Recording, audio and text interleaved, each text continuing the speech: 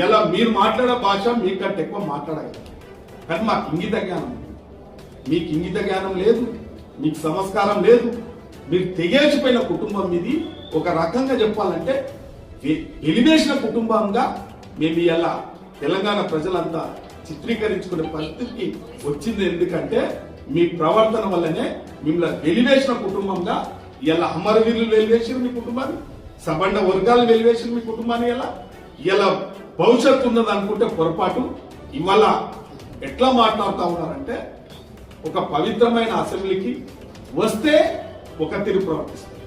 ఇవాళ శాసనసభ తీరు, శాసనసభ సభా మర్యాదలు, శాసనసభ నియమావళి తుంగలో తొక్కి చెన్నపట్టాల రైల్వే స్టేషన్ల చెన్నపట్టాలను అమ్ముకుంటూ కూడా ఆ విధంగా ప్రవర్తించారు. మన గ్రామాలలో 9 ఎమ్మెల్యే వేసుకున్న కూడా ఆ విధంగా ప్రవర్తించారు. అంత విచ్చలవేడిగా ప్రవర్తిస్తూ ఇలా ఒక ఆయన ఫామ్ హౌస్ కి పరిమితమై ఇలా ఎంత ప్రజలను ఇంకా అంటే నిజాం ను మనం చూడలే, మన వయసులో నిజాం పరిపాలన చూడలే, ఆ రోజు జమీందారుల పరిపాలన చూడలే, మనం మొఘలుల సామ్రాజ్యం చూడలే మనం. కానీ ఇవన్నీ కల్వకుంట్ల కుటుంబం చూయించింది మనకందరికి. జమీందారు వ్యవస్థ ఎట్లుంటుంది, మొఘల్ సామ్రాజ్యం ఎట్లుంటుంది, నిజాం సామ్రాజ్యం ఎట్లుంటుంది, నిజాం ఎట్లుండే మనకు చూయించింది, మన కళ్ళారా మనకు చూయించింది. కాబట్టి ఇలా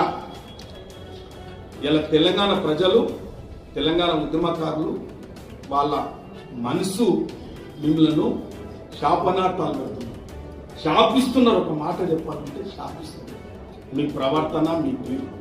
ఒక రాష్ట్ర ముఖ్యమంత్రిని పట్టుకొని నిజంగా కూడా చెప్తున్నా, అంబ పలుకు జగదంబ పలుకు అంటే స్వయాన అప్పుడప్పుడు కొన్ని ద్వాపార యుగంలో, త్రేతాయుగంలో దుర్మార్గాన్ని, దుష్టులను దుష్ట శిక్షణ శిష్ట రక్షణ చేసింది అనేది నానుడు ఉంది మనకి.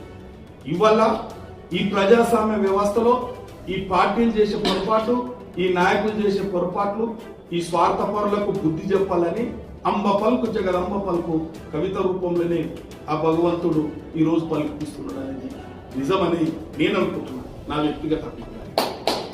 అంటే ఇలా మీరు మాట్లాడే భాష మీకంటే ఎక్కువ మాట్లాడగలరు. కానీ మాకు ఇంగిత జ్ఞానం ఉంది. మీకు ఇంగిత జ్ఞానం లేదు, మీకు సంస్కారం లేదు. మీరు తెగేసిపోయిన కుటుంబం ఇది. ఒక రకంగా చెప్పాలంటే ఎలివేసిన కుటుంబం.